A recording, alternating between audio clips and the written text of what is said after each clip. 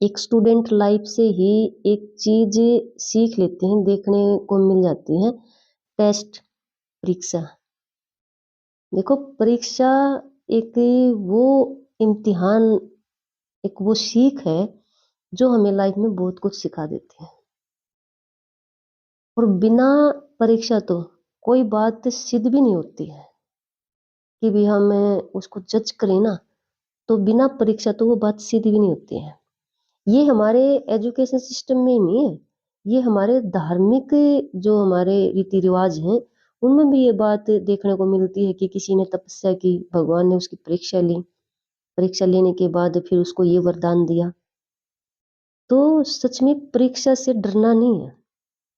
परीक्षा हमेशा कुछ सिखाने के लिए होती है, जज करने के लिए होती है, और उसके बिना कोई भी टैलेंट प्रूव नहीं होता है, सिद्ध नहीं होता है।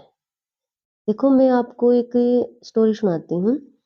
एक बार एक इंसान भगवान शिव की भक्ति कर रहा था। तो वो बहुत दिनों से ओम नमः शिवाय, ओम नमः शिवाय बहुत दिनों से लगा हुआ था।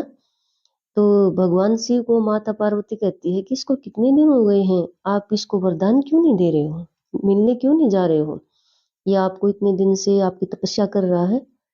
तो भगवान शिव कहते हैं कि देखो, इसके अंदर पूरी तरह से दृढ़ निश्चय नहीं है, इसके अंदर पूरी तरह से ऐसे सर्टिफिकेशन नहीं है, अपने ऊपर भी नहीं है कि भी पूरा कॉन्फिडेंस से ये बैठा है। तो माता पार्वती कहती है, ये क्या बात हुई, कितने दिन से ये जो भक्ति का जो रूल होता है, जो मंत्र होता है, ये तो बोल रहा है। कि बोलने बोलने से नहीं होता, उसका सबसे ज्यादा इफेक्ट उसके अंदर होना चाहिए, जो इसके अंदर नहीं है। तो माता पार्वती कहती है कि भगवान, आपकी बातें मेरी समझ में नहीं आ रही है। तो भगवान कहते हैं, चलो परीक्षा लेते हैं। तो दोनों धरती पे आ जाते हैं, और माता पार्वती एक औरत का रूप धारण कर लेती है, और भगवान शिव जो ये बाबा वगैरह होते हैं, दोनों योगी की तरह वहां पर आ जाते हैं जहाँ वो तपस्या कर रहा होता है वो व्यक्ति। तो वो क्या है, एक बकरा और एक बकरी साथ में लिए हुए हैं। तो वो तो उनकी देखो माया थी। तो जैसे ही वो जब तपस्या से उठता है, जैसे सूरज छिपने के बाद, तो माता पार्वती कहती है कि आज खाने में क्या बनाऊं। तो भगवान शिव कहते हैं कि बकरी को बना ले। वो तो योगी, मतलब वैसे उस रूप में थे जैसे ये हमारे जो गडरिया या गवाले वगैरह होते हैं। तो वो माता पार्वती उसको पूछती है, तो वो बकरा काट लेते हैं सामने ही, उस तपस्वी के सामने। वो कटता हुआ भी देखता, हो तो देखो माया जाल था सब कुछ। अगली शाम को जब वो आंखें खोलते हैं, तो माता पार्वती फिर पूछती है कि आज क्या बनाऊं। तो भोलेनाथ कहते हैं, भगवान कहते हैं कि आज बकरी को बना लो। तो वो उसके सामने उसको काटते हैं। तीसरे दिन फिर वो आंखें खोलता है, तो फिर माता पार्वती कहती कि आज क्या बनाऊं, आज तो कुछ भी नहीं है। तो भगवान भोलेनाथ कहते कि मैंने तो मांस ही खाना है, कि लेकिन कुछ आसपास दिखाई भी नहीं दे रहा, क्या बनाऊं। तो भगवान भोलेनाथ कहते हैं कि ये बैठा हुआ है, ये बाबा तपस्वी, चलो इसको पकड़ते हैं, आज इसको बनाते हैं। उस तपस्वी का ध्यान पूरा उनकी बातों में ही था। तो भगवान भोलेनाथ जैसे ही उसकी तरफ पग रखते हैं कि वे, और माता पार्वती को पहले ही बोलते हैं कि अगर ये इस टेस्ट में पास हो जाता, परीक्षा में पास हो जाता, तो हम इसको दर्शन जरूर देंगे। लेकिन जैसे उसकी तरफ जाते हैं, तो वो तपस्वी उठ के भाग लेता है। भाई देखो, जो हमारे इंसान का नेचर है इस धरती पे, वो ऐसा ही है कि सांस सबसे पहले, प्राण सबसे पहले, जीवन सबसे पहले। ये जो बड़े बड़े योगी हो जाते हैं, अगर उसको तपस्या पे पूरा भरोसा होता ना कि मैं कई दिनों से भगवान शिव की तपस्या कर रहा हूँ, भगवान शिव मेरा कुछ नहीं वो होने देंगे, तो शायद वो बैठे रह सकते थे। लेकिन देखो, कुछ बातें तो ये हमारा धर्म तो कह रहा है कि सही है, लेकिन हमारी साइंस मना कर रही है इस बात को। हमारी साइंस कह रही है कि ऐसा करने से तो अपनी मूर्खता ही होती है, ऐसा कुछ नहीं होता है। तो वही तपस्वी उठ के भाग जाता है।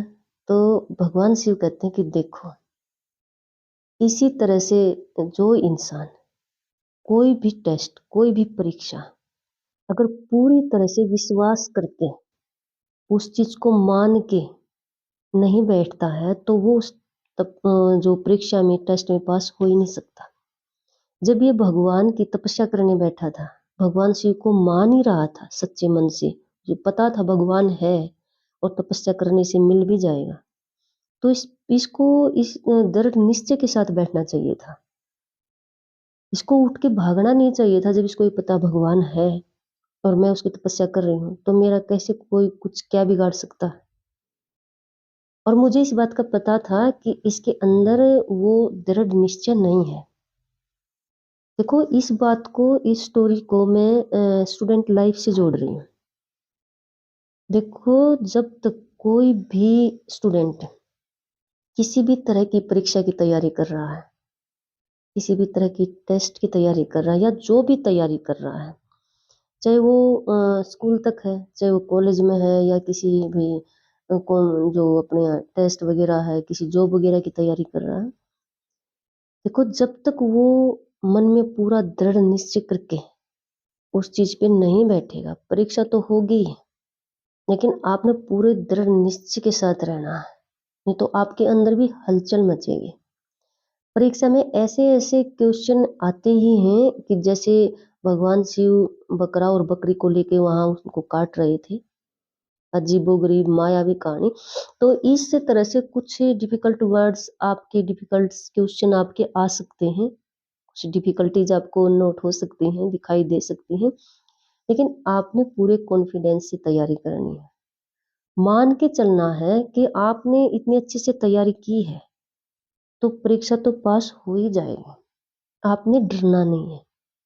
देखो, खासकर जो ये बड़े टेस्ट हैं, हमारे इंट्रेंस टेस्ट हैं, इनके लिए तो ये जरूरी ही है कि जो परीक्षा आप दे रहे हो उसमें थोड़ा सा घुमा फिरा के, जैसे मैंने इस स्टोरी में बताया कि कुछ मायावी जाल रचा भगवान ने परीक्षा लेने के लिए, इसी तरह से थोड़ा सा घुमा फिरा के क्वेश्चंस वगैरह पूछे जाते हैं।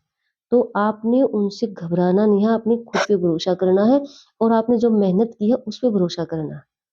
उस तपस्वी की तरह उठ के नहीं भागना।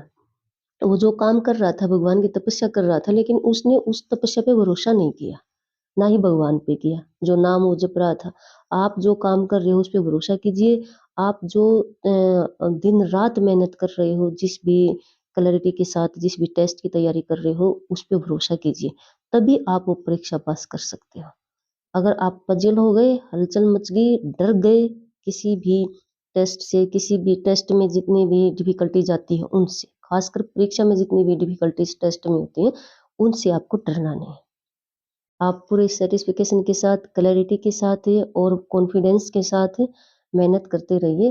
परीक्षा में आप क्लियर जरूर कर दोगे, पास जरूर हो जाओगे।